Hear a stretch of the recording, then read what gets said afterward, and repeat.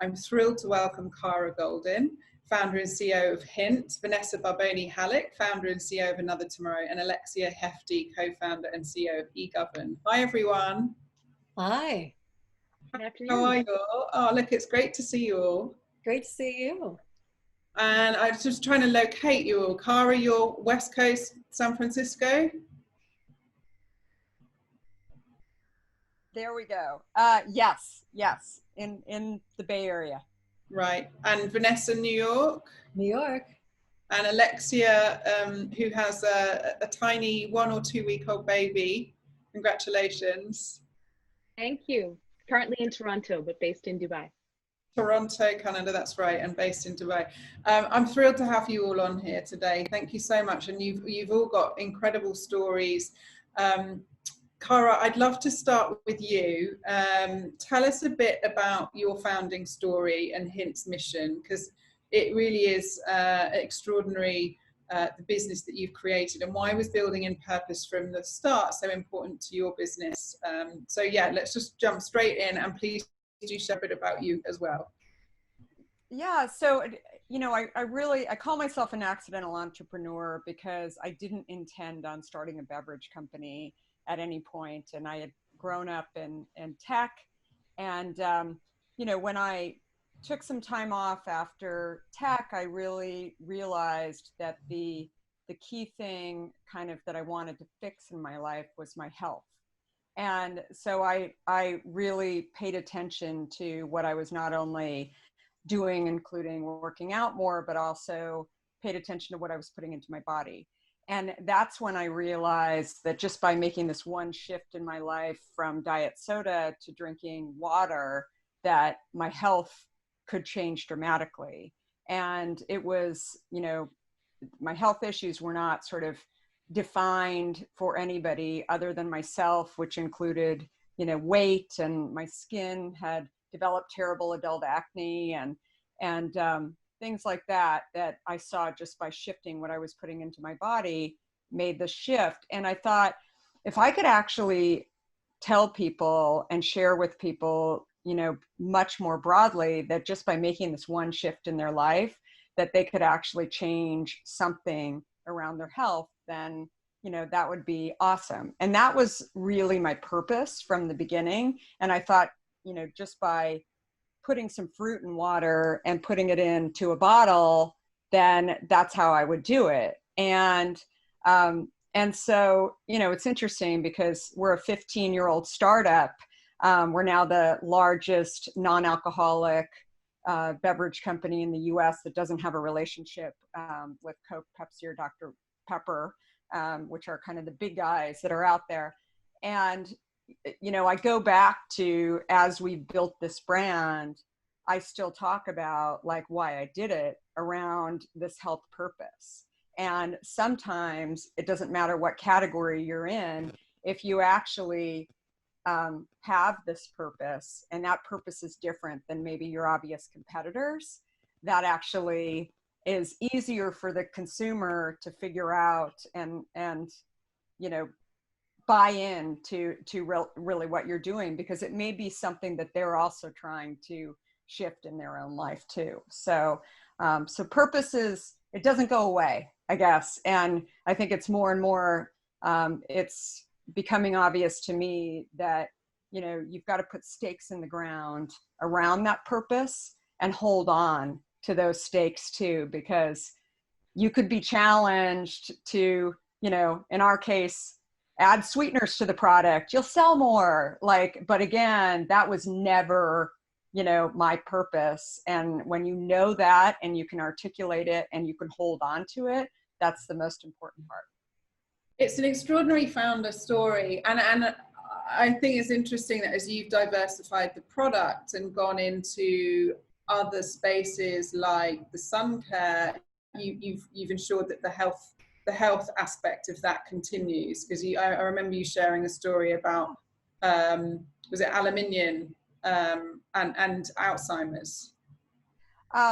Yeah, so aluminum and you know, the whole concept of antiperspirant versus deodorant. And that was our third You know, water was really our first that we hung on to for a long time. And we, you know, did a carbonated version and a caffeinated version and some other versions of it. But then we went into sunscreen, and then we went into, in January of this year, we went into deodorant. And, you know, it was, it really came from a purpose as well. As you know, my father passed away from Alzheimer's 10 years ago.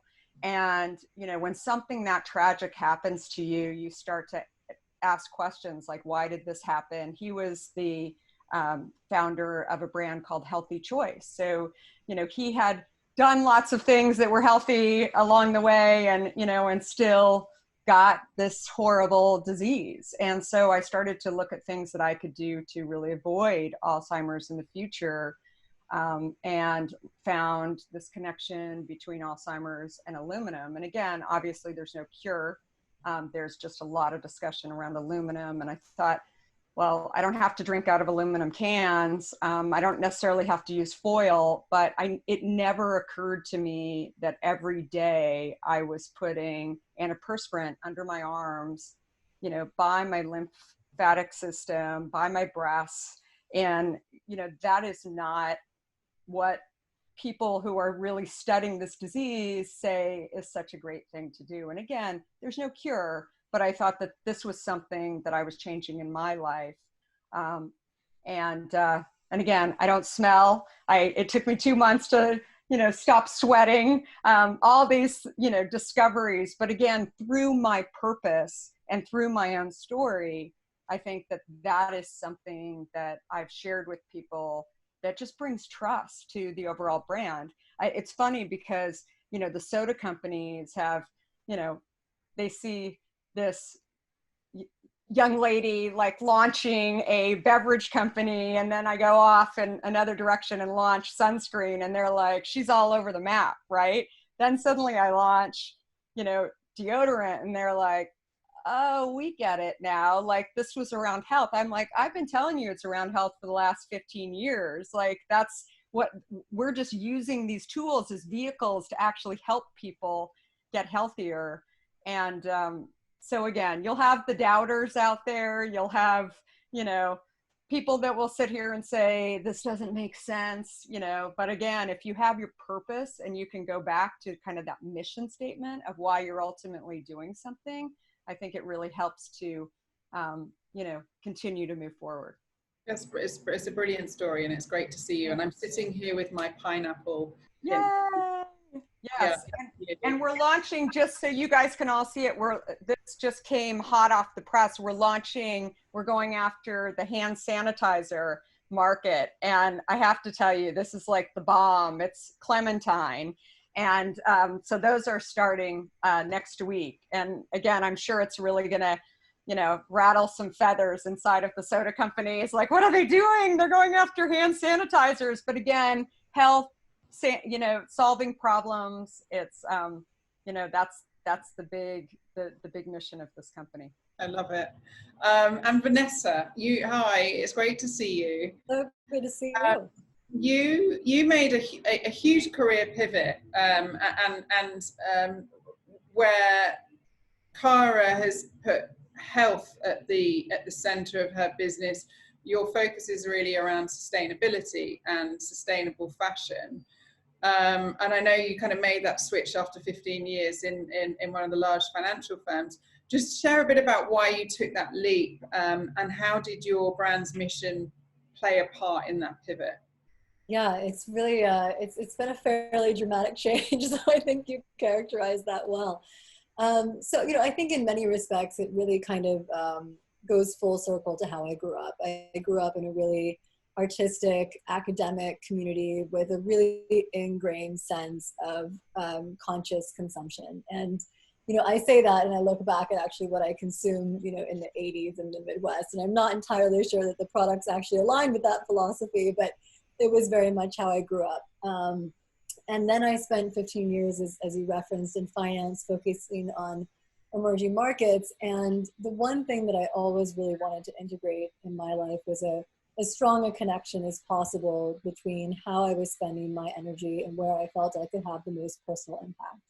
And I think in many respects, where one can have the most personal impact is kind of what Cara was just articulating. It really comes from your personal purpose. And at that point in time, and this was late 2017, I really saw a huge need and opportunity to bring ESG finance, so sustainable finance, to scale. And it looked like we were really starting to hit some tipping points.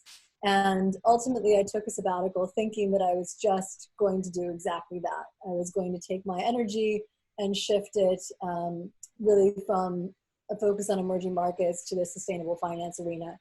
And I thought, before I really did that, I would just take a really kind of deep dive look at all of the major industries. And I was fairly attuned to many of the big impacts, oil and gas, fairly straightforward, logistics, fairly straightforward.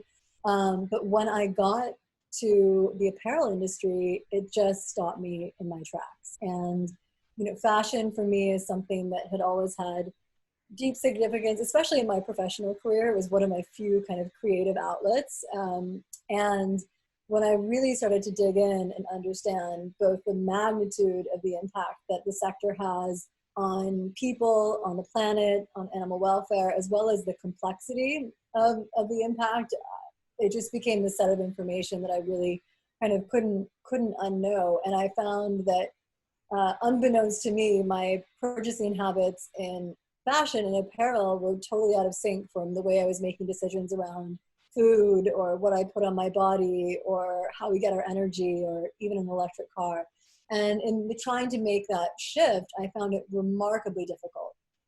And I thought, it can't possibly take 3 hours to research a t-shirt only to end up with a product that you don't want to buy on the other end. It seemed completely insane and really out of tune, out of sync with what was happening in so many other industries. And so this really became my mission. And I started to talk about this with other people. And the lens through which most kind of prospective consumers or friends of mine at the time really understood sustainability in fashion was through this idea of fewer better things, which makes perfect sense. It's the simplest way to make an impact. And they were really frustrated by this huge disconnect between the quality and the price of mass product and like ultra luxury products. So they wanted that heirloom quality product, but struggling with the idea of having to pay, the $2,000, $3,000 for a jacket. And I thought, okay, if I can solve that problem really by just taking a direct to consumer and resale model to luxury, then I can also source and bring sustainability in a holistic way to the product and bring people along that journey, because it was far too complex for most people to take on board. And the exciting thing about sustainability and ethics in this industry for me is that it's really reconnecting people back to where their products come from in a really important and empathy-driven way. And the impact is just enormous. So, fewer than 10% of garment workers are paid a living wage. So these are just things that aren't on the radar screen. And much like Cara, this is the fuel to the fire. And so when you make all of those difficult decisions or you're managing through a year like 2020, that's the guiding light, that's the North Star. And it's really been such a joy. Thank you. And it's and your early stage, right? You launched early this year, is that right? Yeah, January of this year, that's right. As a B Corp? Yes, we just got our official certification in June. So we're really thrilled about that. Great, congratulations. Thank you. And Alexia, you similar to Vanessa in that you made a career transition as well from Deloitte to found eGovern. Just share a bit about what made you decide to make that move and how important was creating a business with a mission from the start for you. Yeah, absolutely. So I've made a couple of career transitions in my life. I moved from HSBC to CNN to international human rights law for 5 years, international criminal law, to Deloitte for a couple of years in taxation, and now to starting my own company in January February of this year. So younger than Vanessa's company. And yeah, so I transitioned from Deloitte. What I was doing at Deloitte in Dubai was focusing on digitalizing governments. So that really was, again, using blockchain to see how we can make governments a little more efficient, and again, in taxation, because that was my role. And what I started to realize was that what was missing from all of that was that we weren't really looking at tackling problems holistically for governments. So when you look at the problems that governments are facing, it's not an issue in a silo. So, you know, you'd go and speak to the taxation agency about bringing a new taxation system in place. And yet what they need to also consider is maybe an identity system, because to identify a person or a taxpayer, you need to know their identity. And so, you know, one of the issues that, I would see is, well, if we have an identity system in place for taxation, we can also thereafter improve a voting system, because now we have the system to identify voters. And so all of these, the work that I was doing was very siloed, as in I was only looking at taxation, yet an agency would be talking about all of these other issues. Well, what about land registry, and what about identity, etc. So I got together with my partners and kind of thought about, well, what became important to me was about, well, how do we think about transforming the way that we think of, delivering government services to better meet the needs of citizenry. So blockchain obviously really focuses on transparency, which I think is important, but also just more generally on, creating more effective and responsible governance. So that's what eGovern does now. We focus primarily on blockchain, but our mission is really with that in mind, responsible governance and more effective delivery of services, which primarily, quite frankly, benefits emerging markets, which is where we're focusing. I was going to say, how many governments across the world are you currently working with, or are you working with since you've launched? So since we've launched, none of it's public, but we are actually advising several governments in the Caribbean, and we have some on the back burner in Africa as well. And that's really where we're focused, because you don't have the same types of issues that you have in, let's say, in France or the UK, where they have legacy technology infrastructure in place. These emerging markets really allow us to bring in this technology, which is backed by blockchain, and really create a comprehensive and holistic government delivery service model, which isn't really feasible in a lot of countries that have this technology infrastructure already in place. Thank you. It was interesting because we had this session earlier about why you should invest in democracy. But it's great to see a startup in this space, and Lisa Witter was sharing that there's about $10 trillion being pumped into government tech at the moment. And she was also saying there's a lot of females driving advances in this area. So we're excited to have you on. I want to move on to, and please do share any questions. I can see some coming through, so we will get to them. How you balance purpose and profits. And I know this answer will be different depending on what stage of the business you're in. But Cara, what does success look like for Hint, both from a bottom line perspective and as a platform for change? And have you got examples where you've actually gone against a decision, which would have been great for the bottom line, but actually it just doesn't chime with your purpose? I think that the most important thing, to remember, and again, different stages sitting here in this call of, building a company, but clearly profits are really important, and obviously to investors. And when you're going out and, raising money, I think that that's really important. But the consumer doesn't actually talk about your profits. Right? The consumer wants you around, of course, so you've got to have profits, but they actually talk about your purpose. So in order to actually build a company, you have to, in our case, have a great product, but also actually have a reason why you're doing something in order to actually engage this consumer. So I think that that's really, there is that balance that exists there. And as you scale and as you get bigger, you're looking closer, I think, at those profits.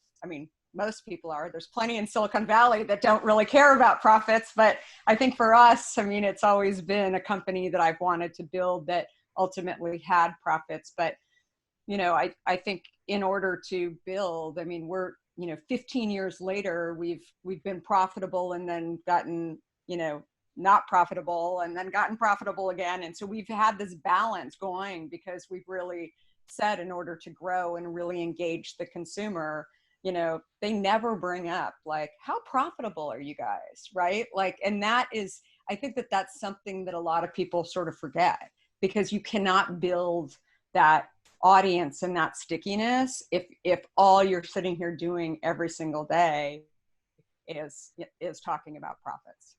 Right. And Vanessa, how do you measure success? Are there different metrics that are important to you based on your sustainable mission? Definitely. I mean, I think that when you have a really purpose-driven business, your set of KPIs is a little bit wider, just very naturally. But scale and profitability are as important to us. And actually, in some respects, I think that what's happened this year, in particular in this industry, having a strong, profitable business is what allows you to show up for your partners. And there's been so much devastation in supply chains this year and apparel. And it's been those businesses that are both resilient and also have those deep relationships with their supply chain partners that have really been able to help build resilience all the way down. So for me, you know, it's really, really important. We also view a core part of our mission as being education-based, because the set of information around sustainability issues in fashion is so nascent and confusing for consumers. And so we also definitely think about success as being a function of, you know, hearts and minds that we can reach and engage from a place of curiosity with this industry. So it's a few different things, but, you know, scale and profitability are, you know, crucial in longevity and being able to show up. But I really definitely echo the fact that customers don't ask that question; they just want you to be around, and that's just part of ensuring that that's the case.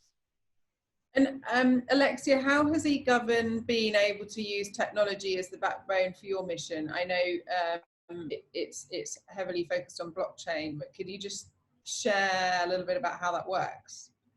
Absolutely. So, you know, ultimately, we're bringing a lot of different services to government. So, you know, our goal is to go to a government and say, look, we can run your entire technology infrastructure, which will allow you to reach all of your people. So everything from voting to land registry to identity to taxation, everything. But what we are actually creating is the backbone behind that. So while what you see in different governments is that they'll use different service providers and different technologies, right? And those technologies can't share information.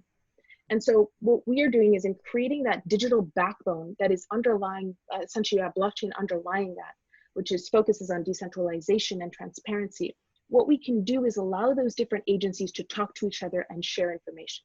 So in my example before with the taxation needs identity, well, that information is siloed between two agencies, and so they don't have a way of sharing it, which they require to run an effective, you know, a service delivery model for their people. So what we've done is by creating this backbone using blockchain, when we're actually developing it right now, you can have these two agencies that are maybe using two different types of blockchains speak to each other and share that information, thereby creating a comprehensive government system that actually works to meet our needs. And I'm sure you've all faced the difficulties of dealing with government agencies. I'm sure even during COVID, I know in the United States, I think you had to apply for the money that came in. I think they were providing certain, you know, funds. In Canada they were. And so you have to apply for it and you have to prove your identity, or, you know, whatever it is. That shouldn't happen in today's world, right? And so ultimately, especially with the technologies that are available, so our backbone infrastructure allows governments to be able to speak to each other, to create an environment whereby citizens don't have difficulties accessing services. They don't have to prove their identity 400 times. It's essentially very streamlined. And that's what we're working on right now. And the connection with purpose and valuation of a company, and why it's important, so much more important right now. Cara, how do you think this period over the past 6 months will change the way companies think about their purpose moving forward?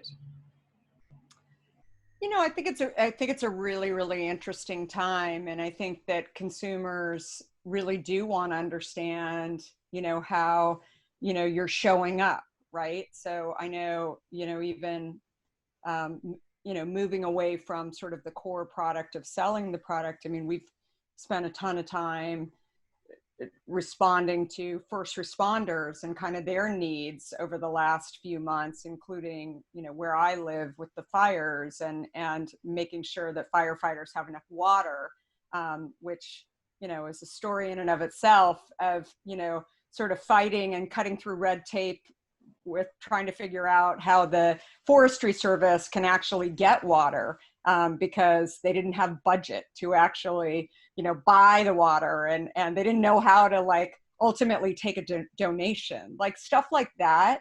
Me just sort of sharing those stories of, you know, how we ultimately showed up and, you know, basically said, like, we don't really care about the money. Like, that is not what we're talking about right now. We're talking about, you know, the fact that we really appreciate that you're actually putting fires out that happen to be 9 miles from my house. And, you know, and we want to make sure that you guys stay hydrated, just one of the 600 fires. But so I think like consumers just responding to that too, and sort of sharing that story even on social, has been something that they just, there's an expectation. You can't just sell product, right? And I think that they really want to know like what else you're doing. And, you know, and I think about this a lot in every single industry, that it's also just not showing up once and then having it as a checkbox and then going away. And you don't have to respond to everything and be everything to everybody. But I think, you know, they really want to support brands that are doing things that are, you know, meaningful in some way. I mean, we have another initiative that I've been spending a lot of time on over the last couple of weeks that we signed on to last year, which was breast cancer awareness. And, you know, that is not my personal initiative, right? I don't have breast cancer in my family. I have a lot of friends who have gone through breast cancer, and I know how painful it is. And I know how many even men who parents have had, you know, breast cancer as well. And so, you know, we showed up, October is Breast Cancer Awareness Month. We showed up and raised almost $400,000 for breast cancer awareness, Susan B. Komen Foundation last year. And I was shocked to hear that we're the 5th largest corporate supporter of Susan B. Komen. I mean, which is, you know, I was like, really? Like that? I mean, little hint is like, we were able to raise like that kind of money for this organization. So again, like the number of breast cancer survivors or people who, you know, had some sort of impact from breast cancer, who showed up, who said, I love you guys. Like, I used to drink it, but the fact that you're supporting something that is so close to my heart is, you know, really, really meaningful. So again, I think it's just finding something. It's staying busy and finding something good to do is sort of, you know, the most important things when the customer is ultimately seeing your brand. I want to go to a few questions now. There's one from Darlene Faith, who asked, would Cara ever sell to the big 3 beverage companies? I don't know whether you want to answer that, Cara. Yeah, you know, I always say never say never, but I'm part of the reason for setting your company up in a way that, you know, where it's profitable and, you know, you start to care about EBITDA and things like that is really to have choices, right? I'm still having a great time. I mean, it's rare that a founder, and particularly a female founder, is still here as CEO of the company 15 years later. And I wouldn't be here if I didn't feel like I had purpose and that I was actually continuing, you know, to grow this company in a way. But I never say never. But I'm also, you know, entertaining other options as well as, you know, we're continuing to grow. I mean, you know, I think we're doing things very, very differently that are pretty interesting, including 55% of our overall business is direct to consumer. So we just raised money during COVID, a $25 million round in the middle of COVID when everybody said you can't raise money during COVID. I mean, we're doing a lot of things that are setting us up to really have choices and you know, continuing to grow the business. So yeah, I don't know.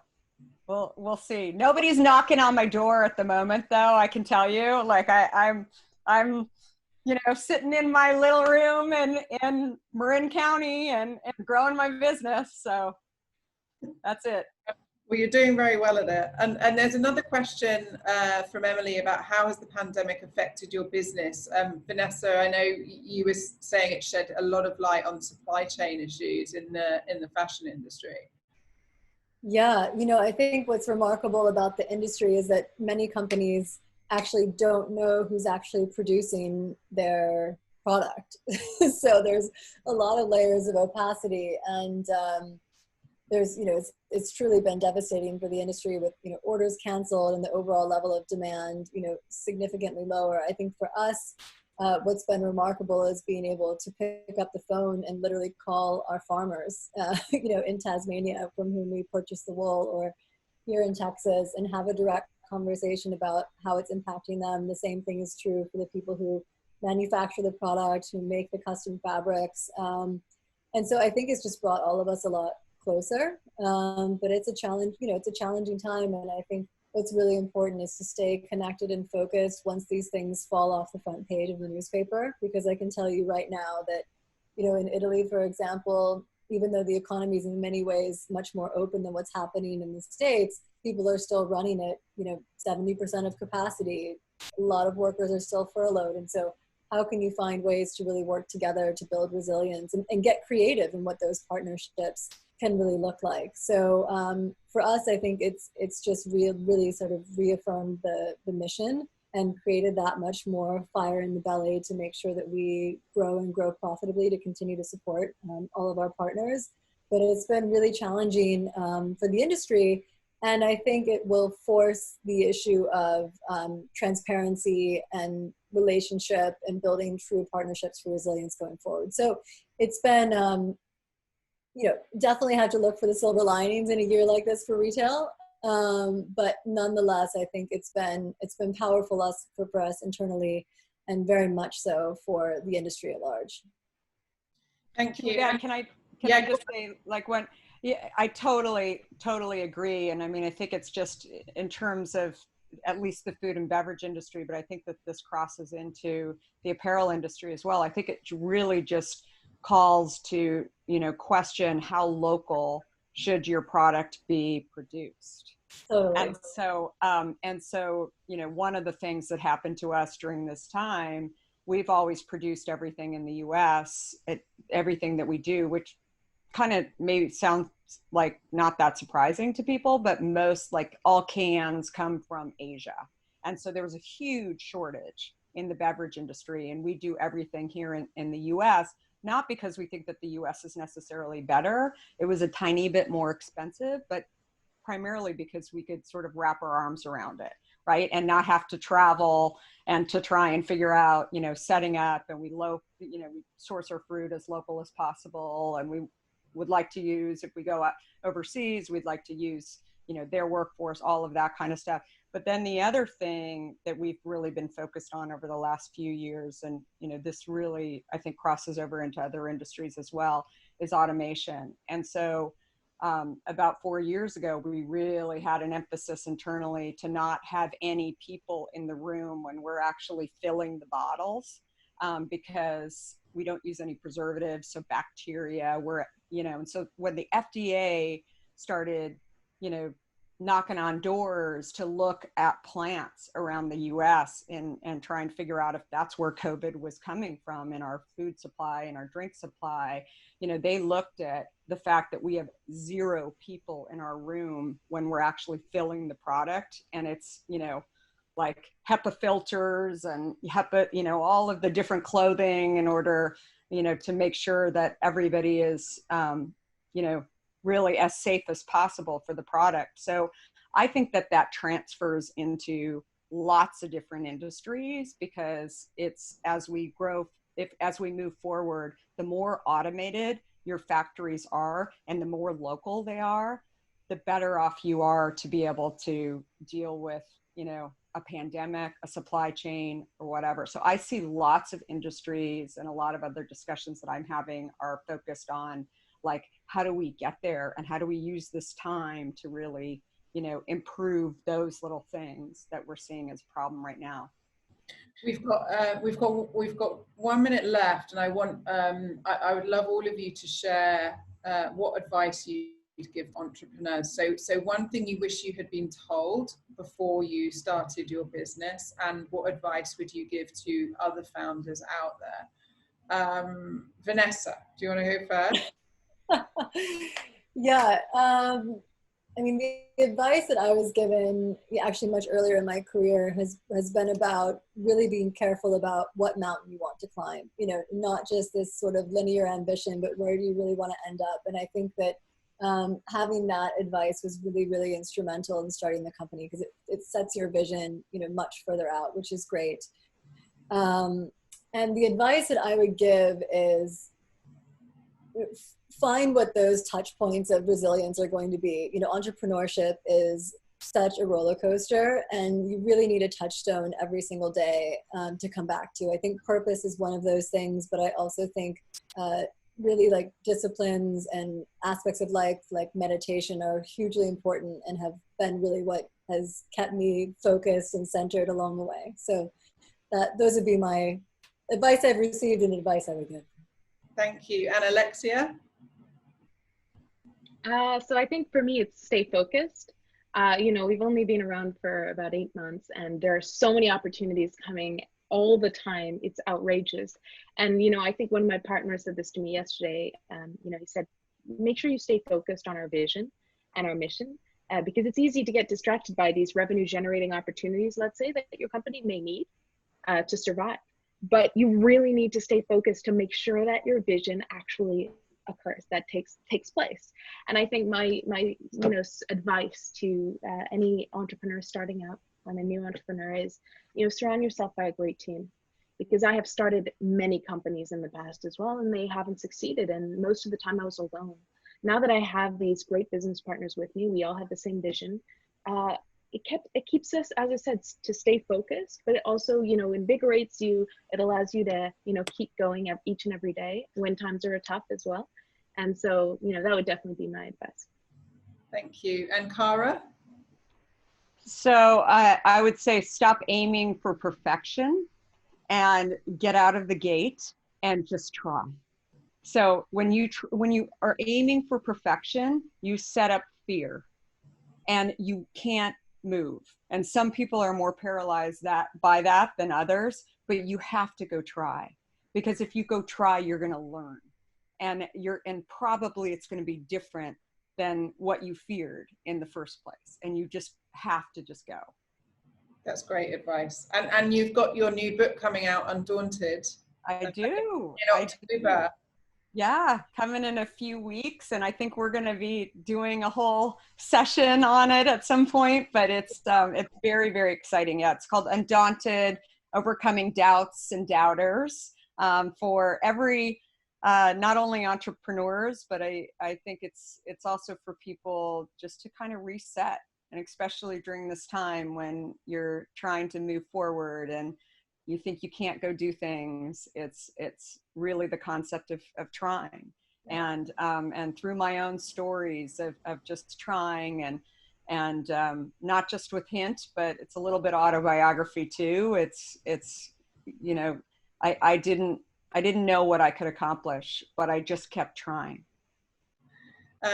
Yeah, and look out for that invite. We're doing a Women in Worth member event in November with Cara and her new book as it's published. So we're hugely excited about that. And thank you all so much, Alexia, Cara, and Vanessa. Yeah, all women, and I'm so inspired by your stories and your bravery. And you know, you are all just trying and going for it, and your stories are incredible. So thank you so much for being on here today. Thanks everybody. Thanks, Thank you. Thank you. You.